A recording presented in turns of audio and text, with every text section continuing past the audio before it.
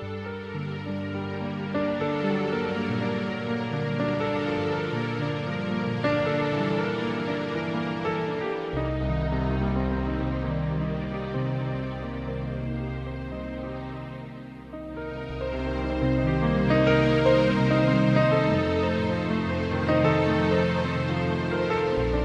noite a todos.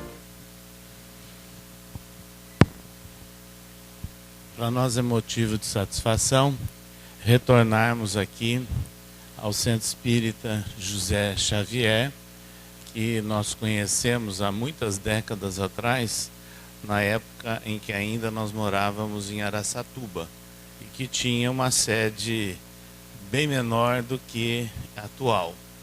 Depois nós já viemos em outros momentos, inclusive no ano passado. É interessante pensarmos, quando se comemora aniversário, e no caso aqui, 60 anos da atual configuração do Centro José Xavier, mas com 10 anos anteriores, né, da instituição que a deu origem, meditarmos no significado, no que representa o Centro Espírita em nossos dias, o papel dele, né, como centro difusor do Espiritismo. De início, é interessante focalizarmos que pouco tempo após a crucificação e a partida do Cristo, os seus discípulos se organizaram e fundaram nos arredores de Jerusalém uma casa muito simples, um local singelo que foi chamado Casa do Caminho. E foi exatamente nessa Casa do Caminho e que eles começaram a repetir, reproduzir o que eles aprenderam com Jesus. E o que eles aprenderam? Mateus fez o registro, quando ele apresentou aos discípulos as atribuições deles, que era de curar os enfermos, limpai os leprosos, ressuscitai os mortos. Então, essa atividade, aliada à ideia de deixar muito clara a nova moral que ele estava trazendo, os novos ensinos que eles estavam trazendo, é que motivou que esses seguidores diretos de Jesus montassem um local onde eles pudessem atender a comunidade. E era realmente extremamente necessário, porque muitos se sentiam autenticamente órfãos do Cristo, porque estavam acostumados durante um período de tempo a receber a mensagem de esperança, de paz, de amor, e ao mesmo tempo vivendo e verificando algumas ações que o Cristo fazia e que marcava profundamente na população e que eram muito diferentes daquelas ações tradicionais da religião ortodoxa que era adotada na Judéia. É importante, pois, focalizarmos a Casa do Caminho como esse primeiro local, um local pioneiro. E o trabalho lá cresceu de tal maneira, no atendimento das pessoas que chegavam com fome, doentes, necessitando de apoio material, que eles verificaram que já havia pouca condição para falarem sobre os ensinos de Jesus. Então foi quando eles definiram a situação de 7 homens, que foram chamados de diáconos. E esses 7 diáconos é que estariam então incumbidos de falar da mensagem de Jesus, levando o consolo e a orientação a todos aqueles que buscavam a Casa do Caminho. Foi exatamente nessa condição é que um dia lá chegou o doutor Saulo de Tarso, e que estava muito preocupado com a continuidade do trabalho dos seguidores do Cristo e queria saber, afinal, o que eles estavam fazendo. Ele assistiu à apresentação, à pregação de um jovem chamado Estevão, um nome cristão, mas ele era um judeu de nome Gesiel, que fez uma maravilhosa apresentação sintética sobre o desenrolar, né, dos principais pontos do Antigo Testamento. Todavia, o Dr. Saulo de Tarso se sentiu atingido e ofendido quando Estevão passa a dissertar sobre Jesus, porque o judeu ortodoxo não reconhecia, não aceitavam Jesus como aquele Messias prometido e esperado, né, por muito tempo e registrado em alguns livros do Antigo Testamento. Foi aí que se estabelece toda aquela situação onde o jovem foi preso, foi sumariamente condenado e apedrejado, e veio a se transformar no primeiro grande mártir do cristianismo, e Dr. Saulo de Tarso, um grande algoz do cristianismo, mas que serviu para uma movimentação psíquica e espiritual em Saulo de Tarso, que fez com que, ao ver o Cristo, pouco tempo depois, ele se converte e se transforma no maior seguidor de Jesus, no principal difusor das ideias do cristianismo, fundando grupos cristãos em todo o entorno do Mar Mediterrâneo, naquelas províncias, naquelas cidades principais do Império Romano.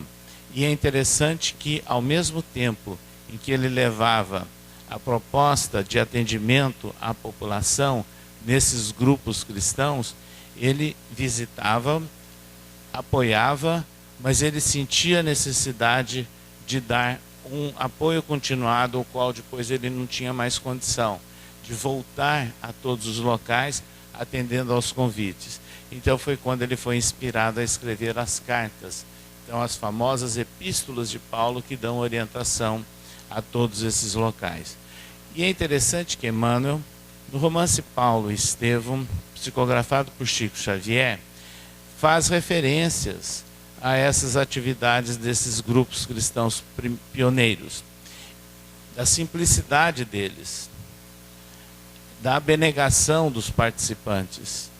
E Emmanuel escreveu, fazendo uma ilustração, que na comunidade de Antioquia, ali as manifestações de fraternidade e de solidariedade eram as mais belas e favoreciam inclusive as manifestações espirituais, inclusive de voz direta. Então ele relaciona a boa prática da mediunidade, que nada mais é do que uma doação, à prática do amor entre os companheiros e entre esses companheiros e a comunidade assistida.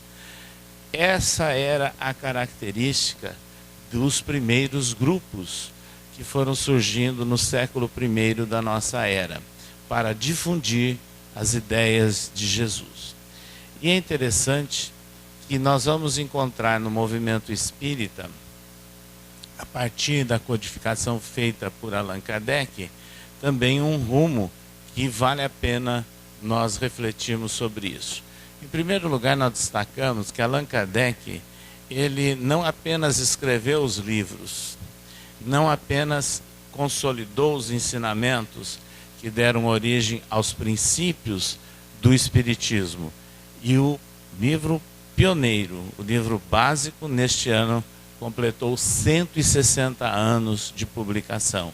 E o último livro, que é a Gênese, agora em janeiro, completará 150 anos de lançamento. É importante, pois, que Allan Kardec, ele define a doutrina nesses livros, mas ele, ao mesmo tempo que estava difundindo essas ideias e tinha uma boa aceitação, um bom interesse, haja vista que logo após a publicação do Livro dos Espíritos, os jornais franceses noticiaram nos folhetins, que eram os destaques culturais dos jornais de Paris, dando ênfase e comentários ao primeiro livro de Allan Kardec. E foi exatamente nessa sequência de comentários que Allan Kardec recebeu a observação de um abade católico, Marozonot, onde ele mostra, né, a felicidade do conteúdo que está presente em O Livro dos Espíritos. E mais ainda, um outro abade, Lessani, escreveu um livro sobre Satanás, um livro católico. Todavia, nesse livro católico, ele faz uma apreciação do livro dos Espíritos. Então, era um abade, obviamente, que independente. E ali ele registra, por escrito, observando-se as máximas morais contidas em o livro dos Espíritos, nós encontramos tudo o que é necessário para tornar santo o homem na terra.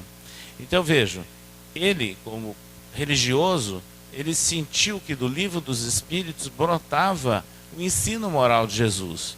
E foi exatamente o trabalho de Allan Kardec na terceira parte do livro dos Espíritos, ao falar sobre as leis morais. E que ele detalha depois num livro subsequente, em 1864, o Evangelho segundo o Espiritismo, onde ele entra em detalhes para análise dos ensinos, das parábolas, da história de vida de Jesus. Pois bem, essas questões nos chamam então a atenção da ligação que há entre cristianismo e espiritismo. Allan Kardec, ele trabalha exatamente a moral do Cristo como um dos princípios do espiritismo, porque ele entende que ali que nós encontramos as propostas que podem levar ao aperfeiçoamento do homem e da humanidade. E é essa a tarefa do espiritismo. A espiritualidade alertava que essas obras estavam surgindo para reedificar o edifício da fé. E foi o trabalho de Allan Kardec ao fazer essa relação entre cristianismo e espiritismo. Mesmo em O Livro dos Médiuns, onde é o livro onde ele aborda a questão da mediunidade, da prática mediúnica, ele deixa claro e faz a relação para a utilização da mediunidade, que a finalidade maior da mediunidade seria contribuir para a educação do homem e o aperfeiçoamento moral da humanidade. Então a mediunidade, segundo o Espiritismo, ela tem uma tarefa, um objetivo diferente, porque a mediunidade pode existir em qualquer parte, em qualquer pessoa, independente de espiritismo.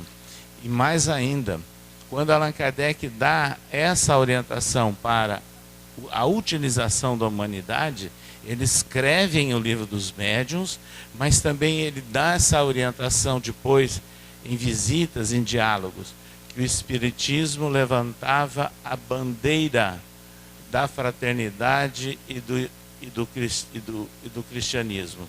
Ou seja, a prática do cristianismo está fundamentado exatamente no exercício da fraternidade. Por quê? Jesus nos falou que nós temos que amar ao próximo como a si mesmo. Então essa é a fundamentação para a nova proposta que Allan Kardec veio desenvolvendo. E é interessante que ele começou a receber muitas visitas na casa dele. Pessoas que queriam conhecê-lo, queriam trocar ideias sobre o Livro dos Espíritos, e ele recebia um apartamento pequeno, inclusive em Paris, existe até hoje, e nós tivemos a oportunidade até de visitá-lo.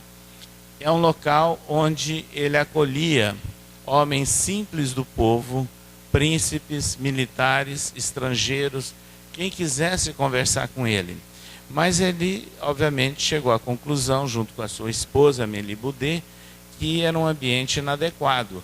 Então, eles pensam em fundar um centro, um local para não só receber pessoas interessadas, mas para estudar e se dedicarem ao estudo da doutrina espírita. Dessa maneira, um ano depois da publicação do Livro dos Espíritos, ele funda em Paris a Sociedade Parisiense de Estudos Espíritas, que veio a ser, portanto, o primeiro centro espírita do mundo. E nesse primeiro centro espírita do mundo, ele estabelece normas muito simples, que estão publicadas, inclusive, em O Livro dos Médiuns. E ele coloca como uma prerrogativa para a pessoa participar das reuniões mediúnicas o conhecimento prévio de O Livro dos Espíritos, quer dizer, ter um conhecimento sobre o que é o espiritismo. esse trabalho foi crescendo, porque lá eles não apenas estudavam, mas faziam reuniões mediúnicas. Nas reuniões mediúnicas havia uma diferenciação.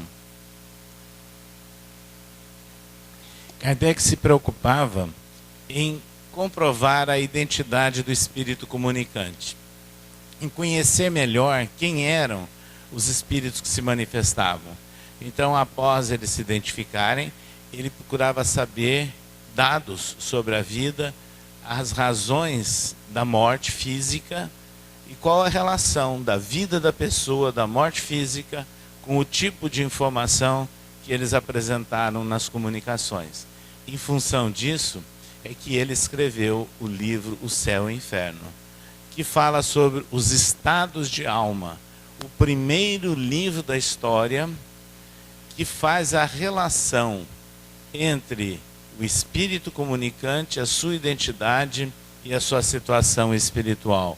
É o livro, portanto, que traz histórias de vida espiritual. É muito significativo isso. Em função desse estudo, ele passa então a verificar que os espíritos estavam efetivamente em situações ou estados diferentes, como ele já havia recebido as informações e publicado em O Livro dos Espíritos. Ou seja, ele faz uma classificação inicial, genérica, dos estados de espírito: espírito feliz, espírito sofredor, espírito arrependido, dos suicidas e assim por diante. É esse livro que passa a mostrar, portanto, características das condições do espírito comunicante. E isso foi um trabalho que ele executou na Sociedade Parisiense de Estudos Espíritas, o primeiro centro espírita do mundo. Ao mesmo tempo, ele passava a receber convites, chamados para visitar grupos que estavam surgindo no interior da França.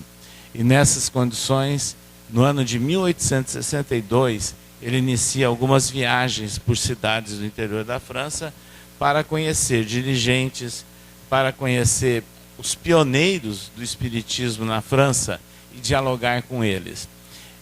Esse contato deu origem àquilo que nós chamamos de movimento espírita. Ou seja, o movimento espírita é o conjunto das ações dos vários centros, que executam tarefas dentro da mesma orientação, dos mesmos princípios emanados da doutrina espírita e que passam a ter, inclusive, atividades junto à cidade. E é isso que ele registrou na Revista Espírita, mas também ele registrou num livro que chama Viagens Espíritas, em 1862. E é interessante que nesse contato com o povo do interior, ele vê as necessidades. E aí Allan Kardec teve uma preocupação que é muito pouco lembrada pelos espíritas em geral, a preocupação de apoio social. Então vejam, ele elaborou um projeto que era de criar num bairro na época distante, em Paris, a Vila Seguier, que hoje está dentro ali de Paris, onde ele albergaria famílias de pessoas já idosas e que não teriam condições de subsistência, incluindo aí antigos espíritas. E esse trabalho ele frutificou logo após a desencarnação de Allan Kardec. Mas há registros, inclusive, na Revista Espírita e de apoios de Kardec em função dessas viagens, onde ele estimulava que a população, os espíritas de uma cidade, dessem assistência àqueles que passavam por necessidade. Inclusive, há uma carta que foi divulgada do ano de 1862, onde Allan Kardec pede aos espíritas de Rouen que façam um trabalho para atender as pessoas que estavam passando muito frio no inverno rigoroso. Então essas ações também foram iniciadas por Allan Kardec e há o registro, né, de tudo isso nos livros e na Revista Espírita. Assim, Allan Kardec ele iniciou o Espiritismo. O Livro dos Espíritos é a data de nascimento do Espiritismo. Ele fundou o primeiro centro espírita do mundo. Ele fundou a primeira revista espírita do mundo. E ele deu início também ao movimento espírita. Dessa maneira, é sempre muito interessante e oportuno que façamos a leitura e a reflexão direto nos livros de Allan Kardec. Nas obras básicas como essas que nós citamos. Ali nós encontramos orientações básicas e exemplos para o funcionamento do centro espírita de acordo com a doutrina espírita. Mas esses centros chegaram aqui no Brasil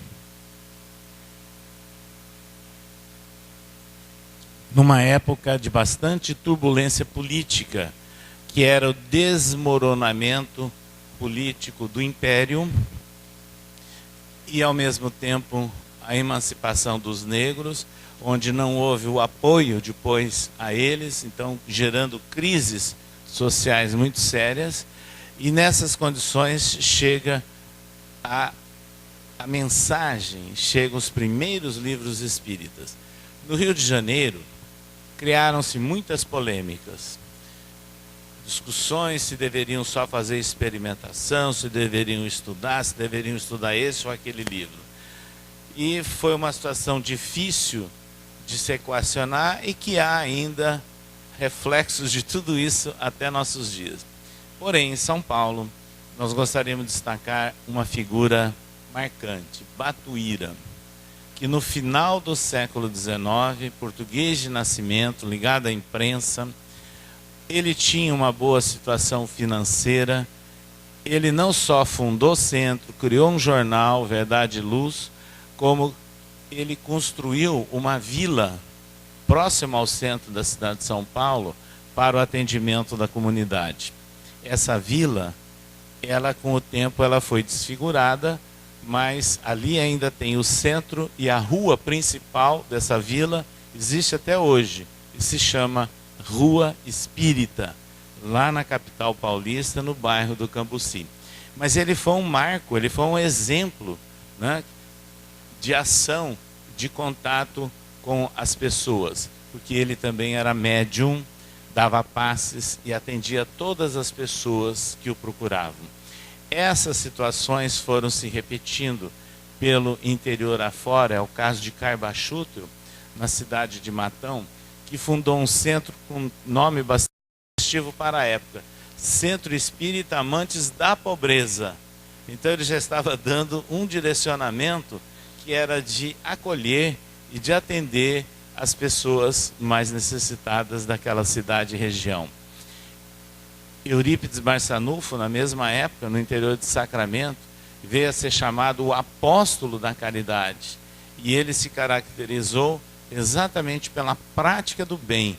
Da mesma forma que ele fundou um centro espírita em Sacramento, aproveitando o exemplo, a inspiração do tio, que havia fundado um centro na fazenda Santa Maria, próxima a Sacramento, mas ele também estimulava o estudo, o interesse, a prática da mediunidade, e ele era médium, e curou muitas pessoas ali da cidade e da região de Sacramento, tornando-se uma grande referência.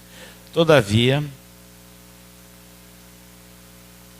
há um marco extremamente significativo no movimento espírita brasileiro, que é o trabalho de Francisco Cândido Xavier. Chico Xavier, médium natural, desde os 5 anos de idade, logo após perder a sua mãe, ficando órfão, ele a via, dialogava com ela. Mas a família e nem ele não eram espíritas. Passou as maiores dificuldades, uma vida extremamente pobre, não utilizava nem calçados, frequentou apenas aquilo que na época se chamava grupo escolar, que alguns de vocês aqui frequentaram, que era, na verdade, as 4 primeiras séries só. E depois disso, ele tinha que trabalhar. Então, não havia essa legislação de proteção ao menor, Então ele foi trabalhar em armazéns, foi trabalhar como balconista, foi trabalhar numa indústria de algodão que tinha lá, e lá ele ficou doente do pulmão, né? Respirando aquele ar sem os cuidados que existe hoje, né? Onde há aquela aspersão dos fios do pó do algodão. E nessas condições é que ele cresceu na cidade de Pedro Leopoldo, uma cidade pequenina, bem próxima a Belo Horizonte, a capital. Acontece que a irmã dele, uma das irmãs mais velhas, chamada Maria, ficou doente, e essa doença foi se cronificando, se arrastando, e que ela estava sendo considerada quase que uma louca. Tentaram os recursos que podiam, até que um dia alguém recomendou à família que chamasse médiuns espíritas. E o pai, a mãe, a madrasta de Chico e os seus irmãos, ninguém era espírita e não conheciam absolutamente nada de espiritismo. Então convidaram o casal Perácio. E lá veio a dona Carme e o seu Hermínio Perácio, que moravam numa fazenda em Matozinhos, próximo também a Pedro Leopoldo, e para o atendimento da Maria. Ao chegarem na casa do Chico, eles levaram 2 livros, o Livro dos Espíritos e o Evangelho segundo o Espiritismo. Fizeram a leitura, prece, aplicaram passe na Maria, conversaram com a família, e o Chico ali ouvindo, né, porque ele não conhecia nada daquilo, tinha 17 anos apenas.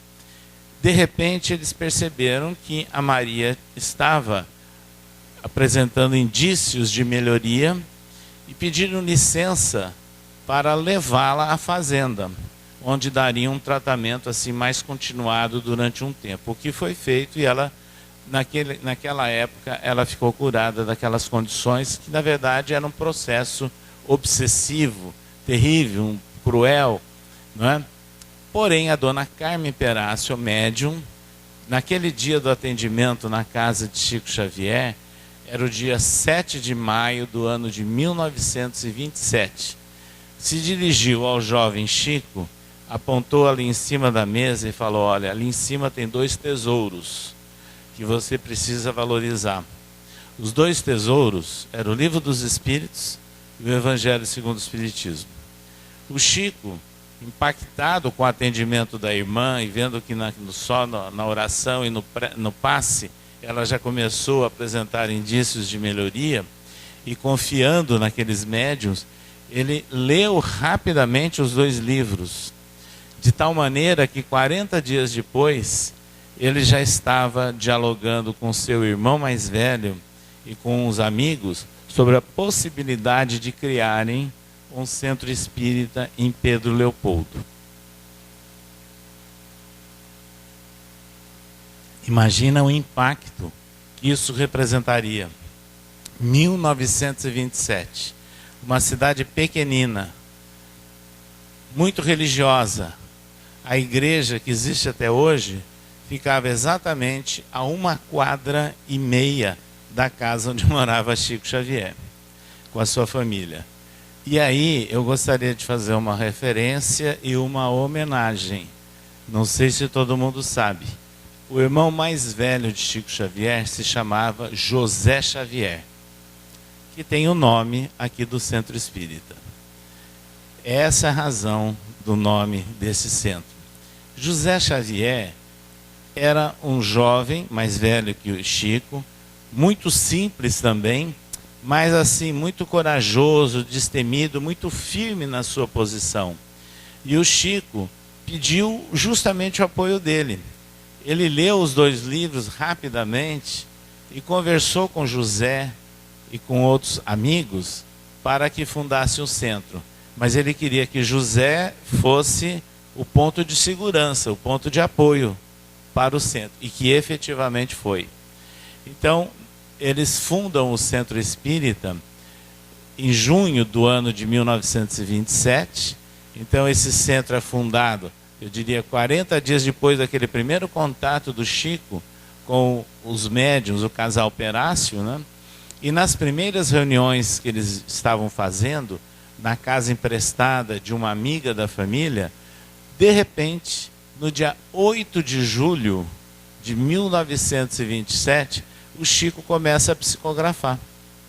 Tinha 17 anos de idade. Uma mensagem bonita, causou emoção no momento, todo mundo queria saber como é que era aquela mensagem, como ela tinha sido produzida, mas ela foi assinada por um espírito amigo. Não houve a identificação da entidade.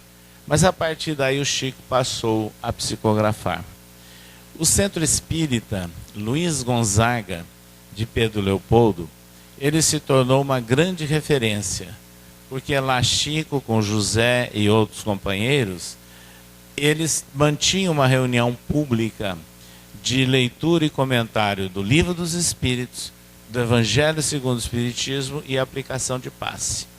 E começaram a chegar as pessoas que, ouvindo as informações de um jovem que era médium, que escrevia e que dava passe, etc., e depois começava a dar informações sobre os espíritos presentes também, então começou a receber visita da região ali, das cidades próximas a Pedro Leopoldo.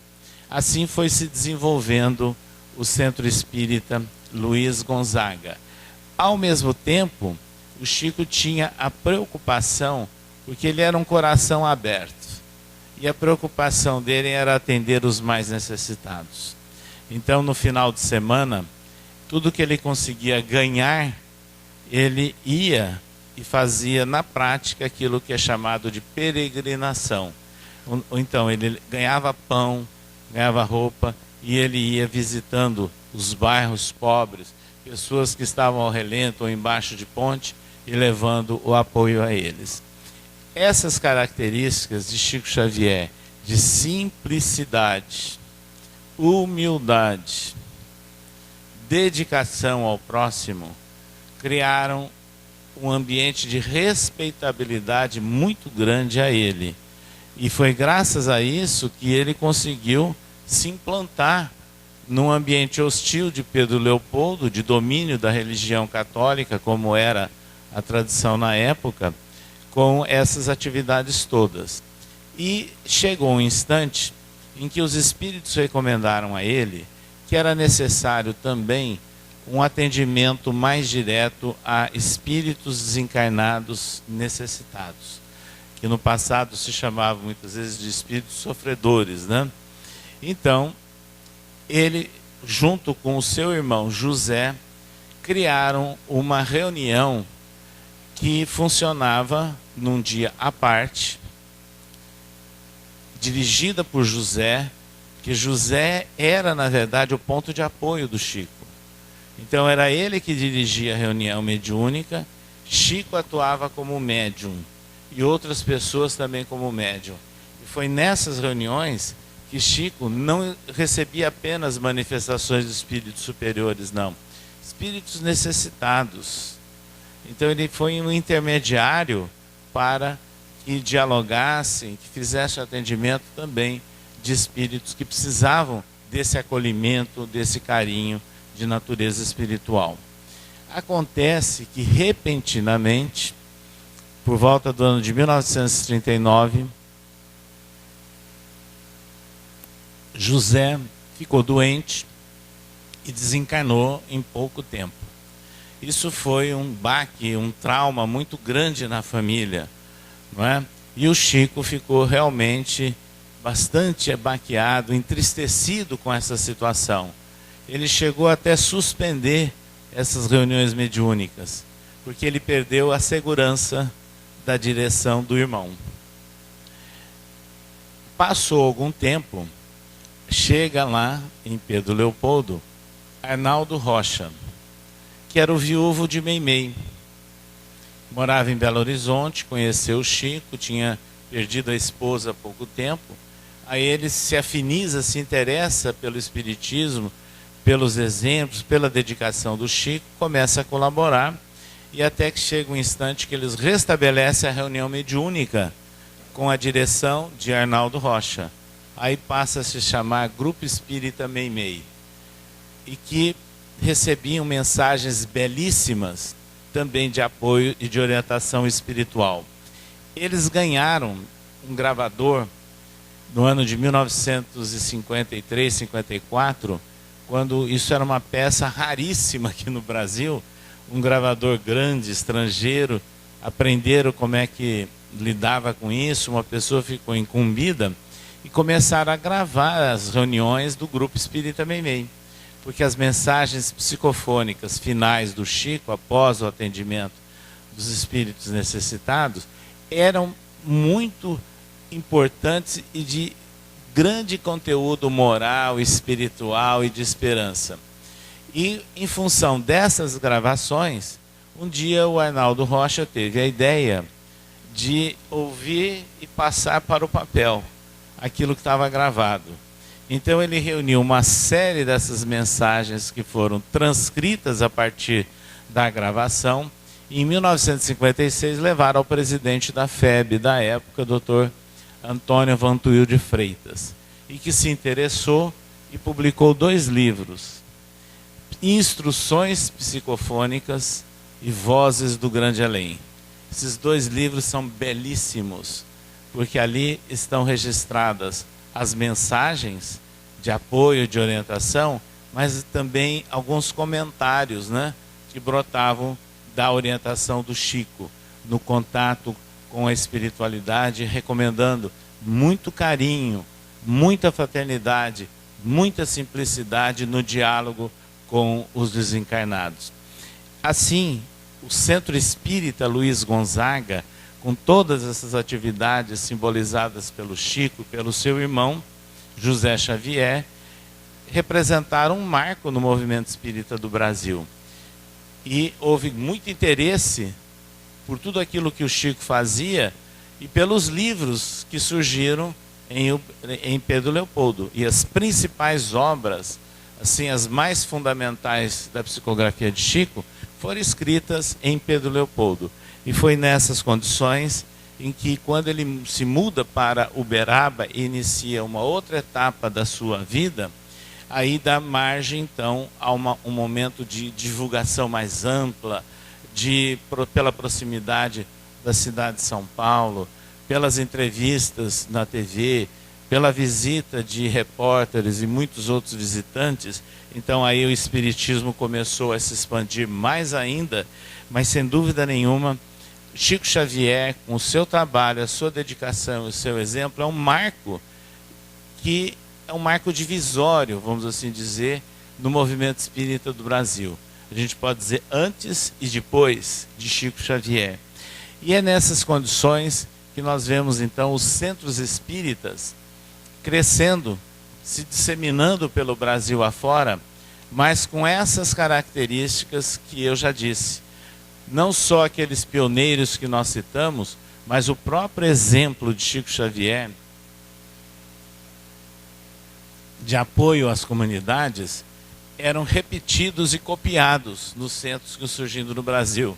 Então surgiam os centros que faziam a distribuição de sopa, surgiram as casas da sopa, várias formas de atendimento às famílias, e isso fez com que o movimento espírita fosse caracterizado no Brasil pela sua dedicação ao bem.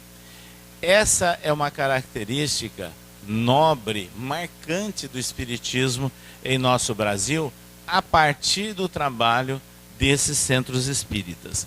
Mas nós gostaríamos de lembrar que a grande missão, a grande tarefa dos centros espíritas, sem dúvida nenhuma, é o anúncio da imortalidade da alma.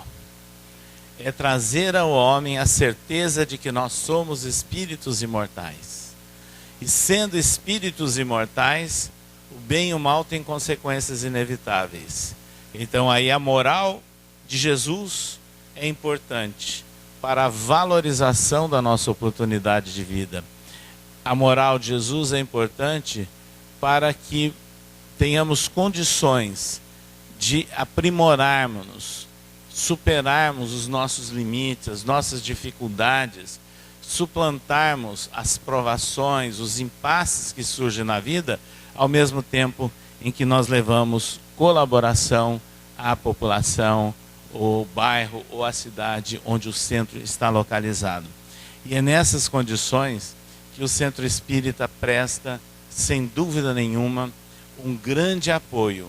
E na época em que muitas pessoas ficam desesperançadas, ficam atônitas, e algumas se sentem os últimos dos mortais quando estão frente a uma doença séria ou a perda de um ente querido, o Espiritismo nos dá respostas. O Espiritismo nos dá orientação. Nós tivemos a oportunidade de visitar Chico Xavier durante mais de 20 anos, lá em Uberaba. E aprendemos muito com ele, ouvindo e vendo o que ele fazia.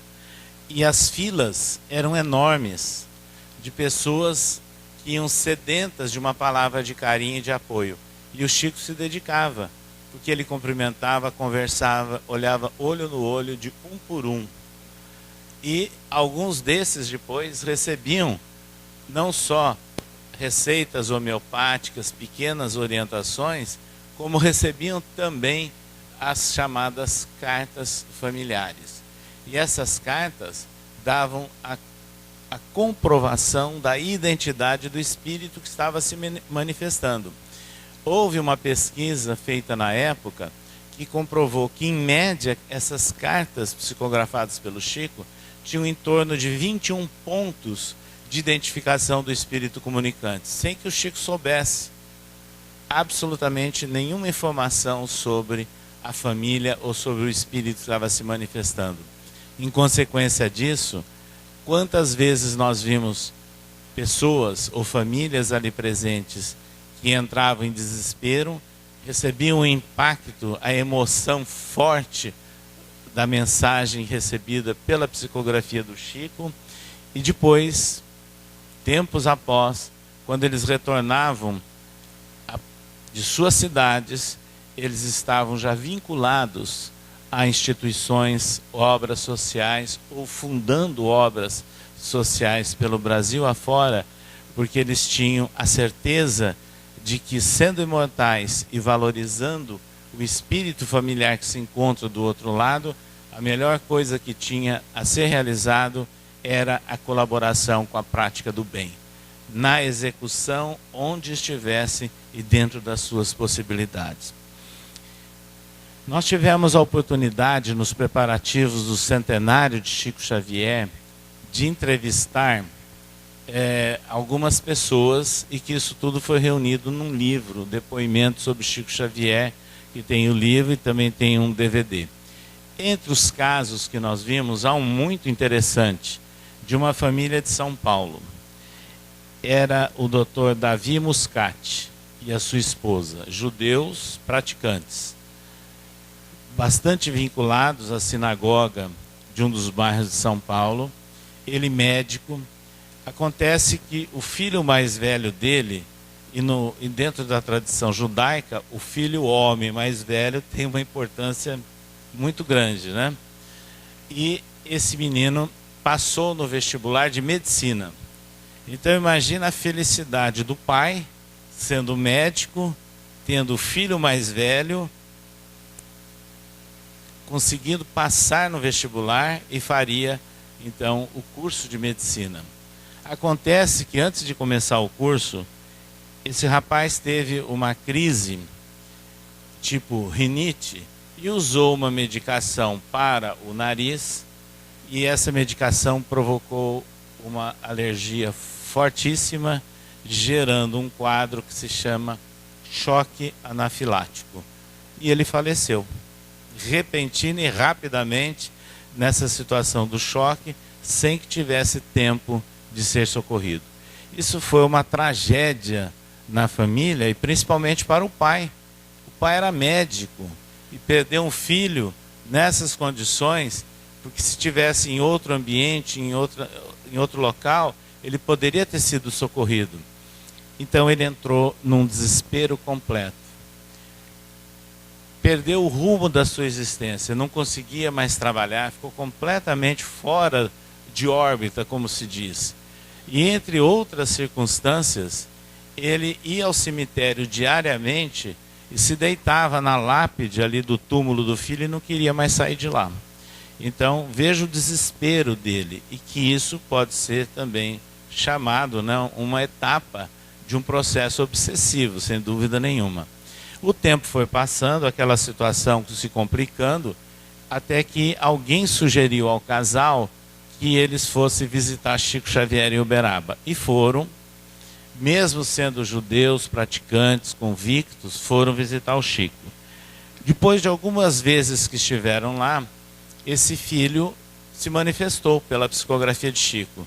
Escreveu uma mensagem muito interessante, onde ele usa palavras da tradição judaica, escritas inclusive no idioma deles, que é o chamado Yiddish, e faz referências inclusive a algumas práticas judaicas que o Chico não conhecia.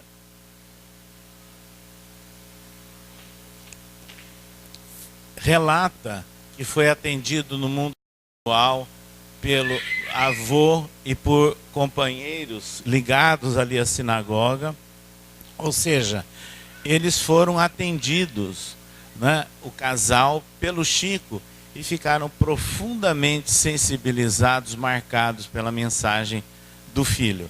Essa mensagem eles tiveram a coragem de levar à sinagoga, que os rabinos leram no conselho deles, não questionaram e respeitaram. E esse casal, com o tempo, eles foram se reequilibrando, né, retornando ele ao trabalho como médico e apoiando também instituições, obras sociais, não só ligadas ao judaísmo, como também a instituições espíritas. Então, esse exemplo que nós mostramos é uma ilustração de que como a imortalidade da alma, quando ela é aceita e entendida como certa por parte das pessoas, colabora, sem dúvida nenhuma, para o equilíbrio e o bem-estar das criaturas, recolocando-as, reintegrando-as no contexto da sociedade. O Centro Espírita tem exatamente essa tarefa. Então nós poderíamos dizer que o Centro Espírita é, sem dúvida nenhuma, uma escola. Mas é uma escola diferente. Não é uma escola formal para levarmos com rigidez, com faltas e eliminações ou exigências e requisitos prévios. Não, é uma escola do espírito. É uma escola no sentido geral da palavra, onde nós aprendemos que, com base na imortalidade da alma, nós temos o porquê, a razão, a motivação para a melhoria das nossas atitudes e buscarmos força para a superação dos nossos limites, das nossas dificuldades. O Centro Espírita é um pronto-socorro, porque chega à porta do centro pessoas que vêm passando fome ou passando necessidade por problemas de saúde, mas a grande maioria vem, na verdade, premidas por ansiedades, dúvidas e problemas de ordem espiritual. Então aí o Centro Espírita cumpre o grande papel do acolhimento, do atendimento de todas essas pessoas que ali chegam encarnadas, mas também dos desencarnados, que são atendidos nas reuniões mediúnicas, no ambiente de fraternidade e de apoio. O Centro Espírita é uma oficina de trabalho, porque é o local onde nós nos juntamos para a ocupação também das nossas mãos e cada um nas suas possibilidades, utilizando cada um o seu potencial, para que no conjunto consigamos realizar algo de útil no contexto da sociedade. Enfim, o Centro Espírita, ele é um posto de socorro, ele é um porto seguro, sim, para todos nós e para o contexto do mundo em que nós vivemos hoje. E quando Allan Kardec escreveu no Evangelho segundo o Espiritismo, o capítulo 6, que fala do Consolador prometido por Jesus, registrado por João, no final, nos últimos momentos do Cristo, onde ele disse: eu partirei, mas não vos deixarei órfãos. No momento oportuno vos enviarei o Consolador. E ele restabelecerá a verdade e vos ensinará mais alguma coisa. é o papel do Espiritismo hoje em dia. É restabelecer a essência da mensagem de Jesus, na sua simplicidade, e nos centros das nossas ações buscarmos inspiração dos primitivos cristãos também, na forma de simplicidade, solidariedade e fraternidade. E é o local onde nós estaremos trazendo essas informações a mais, que é a certeza da imortalidade da alma. Assim, o Centro Espírita tem um grande papel, uma missão a cumprir nos momentos que nós vivemos em nossos dias. Sobre isso, nós lembramos que, por ocasião da comemoração dos 100 anos de nascimento de Chico Xavier, no dia 2 de abril do ano de 2010, nós estivemos em Pedro Leopoldo representando o presidente da FEB da época, que era o Nestor Mazotti. E havia todo um trabalho, uma cerimônia no Centro Espírita, pioneiro que ele fundou, Luiz Gonzaga, e havia a inauguração de um memorial anexo ao centro, com alguns dos registros do Chico. E o Chico é a personalidade mais ilustre de Pedro Leopoldo.